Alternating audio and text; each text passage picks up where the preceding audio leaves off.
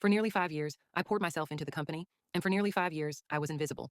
Every report, every late night call, every crisis that landed on my desk, I handled them all.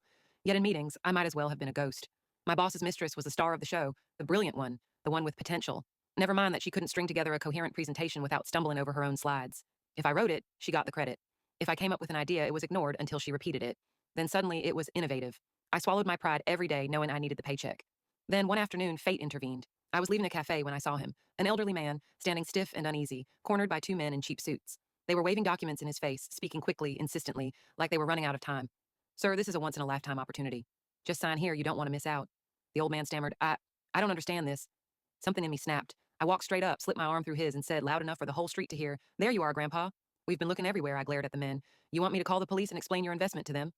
The scammers vanished like smoke. The old man trembled with relief. Thank you, young lady, he whispered, gripping my hand. I walked him home, making sure he was safe. He kept thanking me, but I brushed it off. To me, he was just someone who needed help. I didn't know he was my boss's grandfather. I didn't know he was the true owner of the company. A few days later, he returned to the cafe. He recognized me instantly, but this time, he didn't approach. He sat quietly in a corner while I chatted with coworkers. He listened. He heard the bitter laughter as we swapped stories about the office. She worked 3 nights straight on that report, one of them muttered, and he gave it to her to present. Another shook their head. The mistress gets praised for breathing. Meanwhile, they gestured at me, gets blamed for the coffee machine breaking down. I laughed it off, but the old man's eyes darkened. He sat silently, absorbing every word. When he walked into the office a week later, the air shifted. His presence was electric. Whispers rippled through the room. My boss rushed to him, plastering on a grin. Grandpa, you didn't tell me you were coming. The old man brushed past him without a word and came straight to me. His hand was warm, steady as he gripped mine.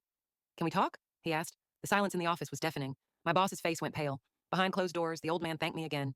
Then his voice hardened. He told me he had heard everything, the favoritism, the humiliation, the way I was silenced while his grandson flaunted his power. It disgusts me, he said, his eyes sharp, almost burning. This company was not built on arrogance and indulgence. It was built on work, on loyalty, on trust. You showed me all of that when you didn't even know who I was. My heart pounded in my chest as he leaned back and said the words that changed everything. I've updated my will. You will inherit the largest share of this company. When my boss found out, his fury shook the walls. He tried everything. Threats whispered in the hallway, HR complaints, late-night emails demanding I resign. He dragged lawyers into it, desperate to tear the will apart. But the documents were flawless, notarized, witnessed, unshakable. Every scheme crumbled. And so the tables turned. Now I sit at the boardroom table, no longer invisible. My boss, the man who thought I was disposable, has to face me across the polished wood. His mistress stares at her lap, silent. And his grandfather, sharp as ever, watches from the head of the table with the faintest smile. All it took was a scam on the street, an overheard truth, and a choice to stand up when no one else did.